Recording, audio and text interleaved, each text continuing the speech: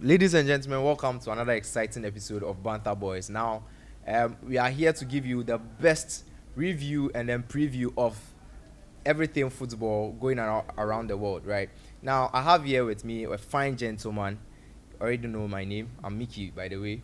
A fine gentleman here he goes by the name Makati. McCarthy, right? Very, very highly indebted guy. He has football knowledge.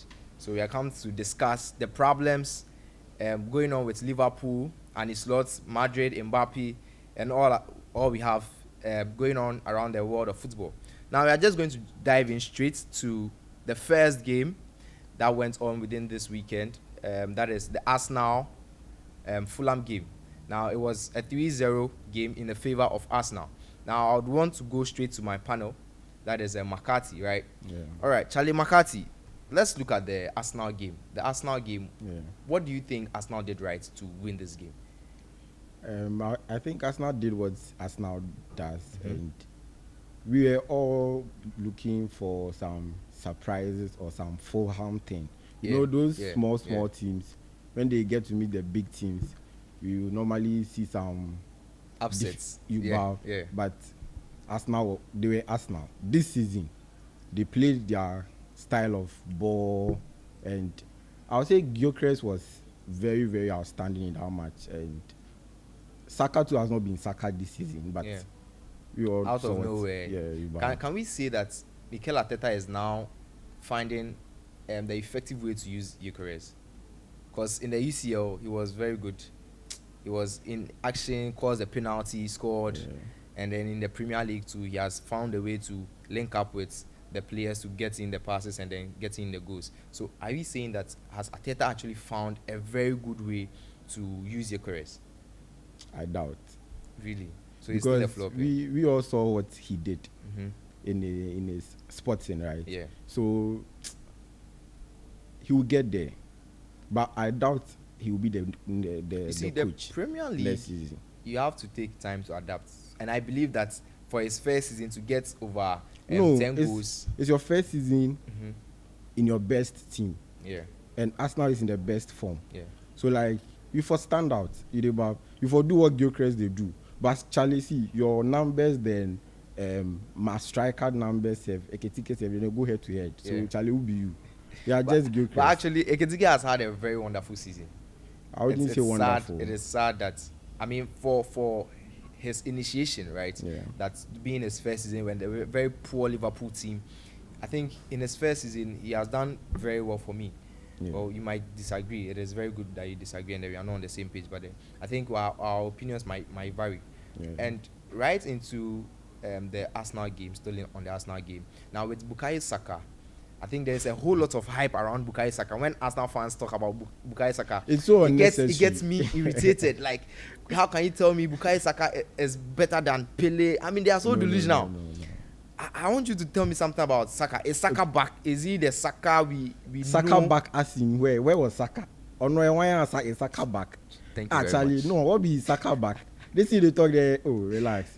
See. But you see, there is a whole hype around Saka. Okay. I don't really understand. Even from the English national team into the Arsenal team, I don't know if he's a homegrown boy. That is why he's getting all the hype. But I don't really see the hype around Saka. Okay, so this is England. Yeah, this is England, and this is a homegrown boy from Arsenal, who is somehow their star boy holding their team on his shoulders. For years, he has been doing it consistently. So this is Saka from England. This is Salah from Egypt, an African. Charlie, see in best season. Let's say in best season. Go take Salah in worst season. Salah be born. This be Salah in worst season, you know. Exactly. Go check the numbers. Oh yes, I checked the numbers. So currently he's going to have 3 goals, 3 assists from playing 8 matches. Saka will score 1 goal. No, he's better than Ronaldo. I know, right? This is Arsenal. It's an Arsenal thing. Like it's normal. But do you see this Arsenal team winning the league? Currently standing on 76 points, with a 6 points gap from City. Do you see them winning the league? Okay, so with this question, I'm a Liverpool fan. Okay. But I see Arsenal winning the league. Okay. The reason being that I don't see City winning the league. And we will get to know from this Everton match. Okay. Yeah. You think they might drop points? It's not they might, they will. They will drop points. Yeah. Well, as much as I can't be biased, but I would also want City to win it. Okay. Just, Fair enough. Just I wouldn't to, want Arsenal to win because just to humble the Arsenal fans. Right. Because you see, whenever I look at punditry videos, right, and I can see the level of delusion Arsenal fans are in, like it really baffles me. Like I'm they are like comparing Declan Rice to Jimmy Rice to Soboslai. Gerrard. They can even say they'll pick This Declan Rice over Gerrard. No, this is not Soboslai. Declan Rice and Soboslai, like, bro. Charlie, You play 2 free kicks for Champions League against Real Madrid. He's the best. That be your first free kick. Oh my God! In the whole, like, since they born you, 4 corners plus 4 corners if you're plus an everything. Arsenal fan your and you're watching free kick this, you have to tell us why. You have to give us stats in the comment section. Like you have to really prove us wrong that. You see, why is Arsenal the best team? And you know one thing that I don't really like about Arsenal. Anytime you bring up this kind of debate, they'll tell you. I'm sure someone will write this in the comment section. They'll tell you that they have a golden trophy. Oh yeah, a golden trophy that they won 22 years ago. And you tell me that, I mean, you have a golden trophy, so you are the best in the world. Football is history. Oh, come on. Football is show me what you have. So even if they can history, do it. I can say that Arsenal, Chelsea has a better history than Arsenal. If it comes to history, because in Europe, Chelsea has every trophy in Europe. That's Europe. Yes, if it comes to Chelsea is not better than Arsenal in the Premiership. In England. I mean, they have recent trophies that they can in the 21st century. In the time of the Premier League, not in the Barclays, in the time of the Premier League. You're a Liverpool fan, yeah, right? I'm a Liverpool fan. Do you know you have 2 league titles? Yes, I know. In the time of the Premier League, I know. That is why. So you agree to that? Oh yeah, I agree. But football didn't start in the time of Premier League. I would agree to the fact that Arsenal is in a way a good team compared to Chelsea, but Chelsea have the trophies to talk about. They have the numbers to talk about. They have the achievements. Now football is changing. Now football is more about achievements. What do you have? What do you bring to the table? Yeah. Okay, so now to have a manager for 6 years or 7 years and counting, and he has never delivered any significant silverware on the table, it's questionable. Sure. That is why Chelsea would bring in a coach, expect you to deliver in 6 months, and if you don't deliver, they will sack you. That's why you sack Maresca. Now where are you? Maresca, I think Maresca with the whole Maresca issue, it was with a board issue. I think we are diverted from our conversation, but it is powerful. You see, Maresca's issue was with the board. It was a disagreement with the board, just like how do you call it? Pochettino had it with the board, and then there was a whole disagreement. Same with the current English manager. What's his name? Thomas Tuchel. Thank you very much. So it's more like a disagreement behind the board. It is not something that is on the field. I think Maresca was the best coach for Chelsea at this time. But let's hold on with that conversation and then quickly move on into the big game that happened over this weekend. The United and then Liverpool. We went to the Theatre of Dreams, that is Old Trafford, and then we got whooped by 3-2 by Michael Carrick. Is Michael Carrick the game changer for Manchester United? It's not arguable. Yes, he is. He is. Yeah. And you think they should give him the job? Oh yes, they should. I think I've spoken to 1 or 2 United fans, and they tell me that they would not want Michael Carrick to take the job, or they would not like to give him Michael Carrick the job. And then at the end of the season, they would want to go in for a better coach, more experienced coach. That is United for you. Okay. So I asked them, so what is the better coach out there? Someone who actually understands your culture, someone who knows that United is a team that plays counter football. You just saw Matthew Cunha also. Yeah, Cunha. Yeah, praising him that he's the next Alex Ferguson. Yes. So if you have the players on your side, I think you should be a better coach. But then the fans are not on Carrick's side. I feel like the fans still need a little more of proof. But then I feel like Carrick has proven himself in his first game. He faced Liverpool, Pep Guardiola, City, exactly. Chelsea, Arsenal. And Arsenal. I think he has made a statement for himself to actually keep the job. But yet still, there are rumors that the United fans don't trust him. That's United fans in England. They are different. Well, that is. But I want them to keep him because I feel like he will drop. I like it this way. You are expecting United's downfall. Of Oh course, yeah, you're a so Liverpool they fan. should keep him. They should enjoy the Carrick football. We are winning. We've won City. We've won Liverpool. They should enter next season But with him. let's talk about the progression of Michael Carrick. Right, Yeah. he came to pick the team from a mid-table, and then he climbed up the ranks to top four. Now he has qualified them for Champions League, which is for the past I think 2 seasons, United are struggling with Champions League places. Yeah. And finally they've earned the Champions League slot. So I feel like in a way they should just use this as a tip off to give him the job for, let's say, a season or 2, just to try and see if he can repeat this. In a way, I feel like even United, if they started this season with Carrick earlier, they could have competed for the title.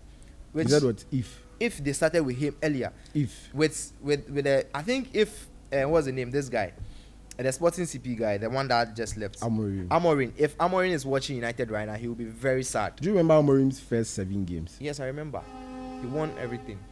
And you see, let's talk about this particular player. With Amorim, when Amorim was the coach, he wasn't really deploying Kobe Menu, telling us that Kobe Menu is a player for the future, and they are grooming him, and he will be fine. He has to limit his time and his game management and all that. He was telling us a whole lot that we believe that, this is the best way to initiate or integrate Kobe Menu. But before that, it's not like we didn't know Kobe Menu. We saw Kobe Menu, what he did for the 3 Lions in the Euros. And we saw that this guy has the potential to be one of the biggest stars in Manchester United. But then we have a coach come in and then he tells us that, he's a prospect for the future. I feel like sometimes in this guys, changing Carrick, what's his name? Amorim to Carrick is a blessing in disguise for Kobe Menu, because he has been so fantastic. The fact that anytime Kobe Menu plays against Liverpool, I really watch that guy, and it hurts me that Liverpool can't get him because it's a rival. Liverpool don't want him. We don't want anything from Manchester United. See, we would need his profile. We don't need his profile. His style we need his profile actually. So who you go bench for the team? Currently, he can bench McAllister. You are benching McAllister for Kobe Menu. Yes. Currently. What he go fit do, McAllister no go fit do. Currently, you see. So in Kobe bad Menu, season, you see Kobe Menu in bad season before under Amorim. He no play nothing. Under Amorim, it was so the coach no that limited him. No, under Amorim, the coach was limiting him, right? Mm-hmm. But when given the chance, they prove him body. He has proven himself. After Amorim. Yes, after Amorim. No, during Amorim. See, sometimes you need the confidence of the coach. As a player, let's use Rafael Benitez. No, let me use what's this guy? After Rafael Benitez, there's this guy that came, Bernard Rodgers, with Firmino. He got in Firmino, but it got to a point he wasn't getting the best out of Bobby Firmino until Klopp came, and then we saw that Firmino was actually the best false 9 in the whole world. That was because it was the link up, it was the trio. Exactly. Right? Who brought that? It was the manager. Sometimes you need the encouragement and then the belief from the manager that, I'm putting you out there because I trust you. Go and do this job. So I feel like that is what Carrick is giving to these boys. That go out there, will trust you and do what you do best. There are no restrictions. And you see, Amorim came on with a whole different philosophy of playing 3 back. The players have to adapt to the system, not actually adapting. That was what you brought from Sporting. That was what you saw and you bought. In that, the reason why the English Premier League is different and every manager comes and appreciates the English Premier League is because you can't bring your system to work in the Premiership. You have to adapt to the Premiership. But we saw Pep Guardiola. He did it. Did you see Manchester City? Yes, we saw before Pep Guardiola. Yes, I saw Manchester He brought City. his system. He brought his money. He brought his players, and it worked. How did Pep Guardiola play? The football that Pep Guardiola played, it was possession football, which we know that in amazing. It looks like our time is up. Okay. We'll just wrap up with this quickly. Let me just wrap up just a few seconds. Our producer is saying that our time is up, so quickly let's just touch on Liverpool. We've been on United for so long. What is wrong with Liverpool? Is it slots being the problem, the players? What is going on? Tell me something. Okay, so I think I have my own point of view. Of course, that is why you're here. And Slot is not doing anything wrong. His first season, this is his second season, right? His first season he won the league. The second season we left the Champions League in the quarterfinals. I think FA Cup we got somewhere. Carabao we got somewhere. We got to the And finals. now we are fourth, right? Yeah. And United is third Yeah. with 6 points or 7 points Yeah, ahead of us. gap or something Yeah. ahead of us. And United is seen to be the perfect team now, but Slot's team, we are worse just because he took it from club. If you go and check club's worst season, we under club we played Europa. Yeah. We played we Europa. We went I think twice. We left in once. Yeah. I think in his first season and then his second to last season. Yeah. That's where we played Europa League. That was club. Yeah. Then this is Slot, a different coach. In his so much bad season, we are fourth, and now we are complaining, ranting, and it's not just the coach. The players too are very, very not performing. They are not doing well. We are seeing Salah in his bad season doing what he's doing. The Gakpo doing what he's doing. Does it have to do with the team? What is the problem? What is the problem with Liverpool? Is it a team? It's a bad season. Okay. Yes. And I want to chip in. And we need patience. We have to work with Slot. That's what I think. We can't. If you should leave Slot and go for a different coach, who are you going for? Okay. And then the Liverpool fans, I think mostly they'll suggest Xabi Alonso, because Zabi. Yes. Zabi. Basa Zabi. No. Alonso. Xabi Alonso.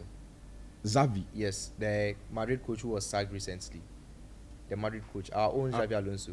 Oh, no. You can't do the work. Zabi can't do the work. But he knows our system. He has played Liverpool He before. knows our system. Yes, he knows. And then the system that he plays, he has almost his two key players that went invincible in the Bundesliga. That is Jeremy Frimpong and then Florian Wirtz. I think if they give him the opportunity, I mean, that is what every Liverpool fan is vying for right now. That would have Xabi Alonso come.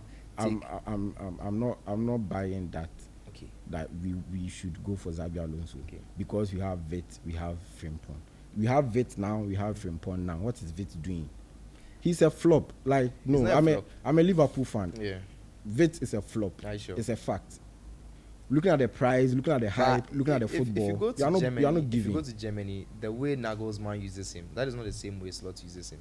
So maybe you can say that he's a flop in the Liverpool team, but not when they've given you chance to prove yourself. You've played left wing, you've played the middle, you've played attacking midfield, you've played false nine, you even played right wings. What are you showing? So and let me just chip in this.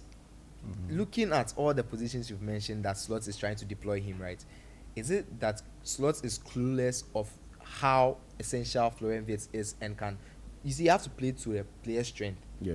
And I'm seeing that Slot is finding difficulties to finding where Florian Wirtz can be effective in this Liverpool team. Okay, so forgetting we have loopholes. We need more players. It's a fact. Yes. We really need more players. I just checked the bench when we played against United, and it was sad. We need that more we had players. almost 4 academy players on the bench, with the Yeah. only experienced player that is Chiesa and then Ingumowa. I mean, those are the players that For have that been player, it's sad he's featured. not getting minutes. It's Ingumowa. very, very sad he's not getting more minutes because they say he's young. But we also Lamine Yamal coming to football at the age of 16. I have a problem with Aniso when it comes to that, Yeah. because the reason why I like Klopp so much is the fact that he will trust teenagers to play, or let me say academy players, to play a final with an experienced Chelsea team and still go ahead and win it. Yeah. It should Harvey tell you, Elliott, Dems, then Trent. it should tell you Curtis that Jones. this is a manager who actually sees the future and would give you a lot of trust. Because I don't know why Slot is not using Chiesa. I don't know why Slot is not even playing Ingomowa and always starting Gakpo. And this season, Gakpo is so boring to watch. I don't know what is wrong with him. Gakpo has always been, he's too predictable. Every time he gets the ball, he wants to cut him. Cut in and shoot. For Gakpo, I'm a hater. For Gakpo, I'm a hater. But I just want him out of the team, honestly. And it is so sad that he has the coach on his side, and all the time he's starting. When this coach came in, he started reducing the time of Luis Diaz. Initially, it was working because he had Luis Diaz playing false nine, which was very good because we needed his flair and then the link-ups. It was working. All of a sudden, he wants to sell Luis Diaz just to make sure that Gakpo is maintaining his position. And he has given him a 5-year contract. His price also increased. I mean, how do you give a player like that? And it's like so boring to watch. I wish we have Ingomo, and anytime Ingomo comes in, it brings us more. How many flops can you count in the Liverpool team? This season, I'll give you Mohamed Salah. I'm sorry, but Flop. Flop. The Liverpool fans would disagree with me, but Mohamed Salah is one. Flop. What's the name? Isaac is one, and then McAllister is one, and arguably Frimpong is one of the biggest flop nobody's talking about. Yes, I agree. And who else? But not for Salah. Salah has been a flop. And then maybe Van Dijk. No, not even maybe. Van Dijk. Van Dijk has had the worst season. In fact, a very poor season. His reaction time is poor. He's always trying to do aura defending, turning his back to the balls. And we know the kind of style of defending Van Dijk offers, but to this extent, Van Dijk has been poor this season. This season he has been poor. Aerial duels, Van Dijk is the first. Yet still, this is not the Van Dijk we know. The Van Dijk that won us the league, the Van Dijk that qualified us. This is a bad season. We are not taking a league. Yes. So are you attaching? Yes, so some of the goals we consider, I feel like Van Dijk could have done more. So are you attaching performance to trophies? Yeah, performance leads to trophies.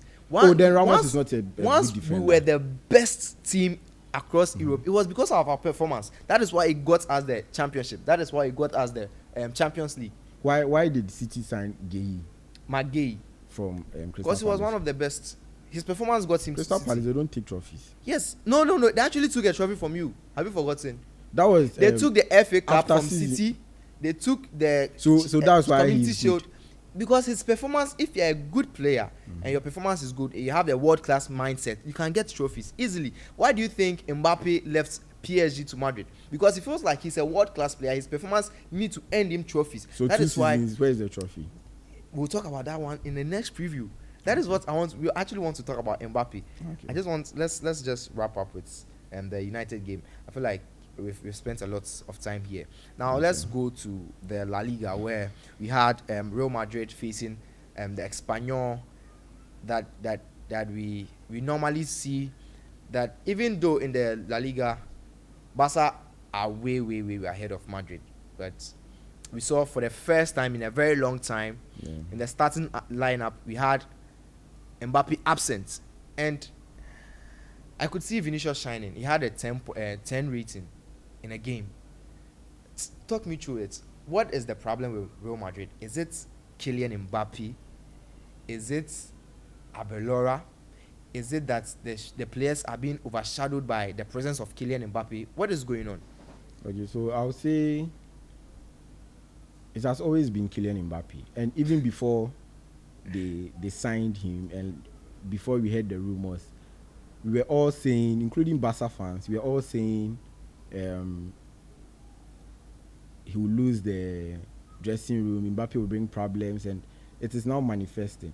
There was a post by Benis, the lady Barca fan, on Twitter that the day they signed him, right, he commented under Fabrizio's post that he will be a flop, and today she's celebrating it. Well, in a flop, it's a lot of fans are actually going to argue it in the comment section that Mbappe hasn't been a flop, provided the goals he has provided in his first season, and he gives you the goals. But when it comes to collective team play, I think that is where we are missing Mbappe. For me, I don't see Mbappe being the problem. I feel like it is the whole Madrid board and they not knowing the profile in which they were signing, because the kind of player he is, Mbappe is. Yes, you can't just pass out a judgment based on goals. Exactly. He needs trophies. Exactly. You see, he had a Ballon d'Or clause in his contract, and the reason why I'm saying that Real Madrid had no clue the player they were signing is because you are going to sign a winger. Already you had Vinicius Junior over there doing so well. He won you 2 Champions League trophies, and you bring in a winger who is a typical left winger, but you want to deploy him as a number 9, which ideally, because you didn't have a number 9, you are deploying Mbappe as a number 9, which won't work. And you bring in Endrick, and you bring in Endrick, now you bench him. You see, and Endrick is doing so well in France.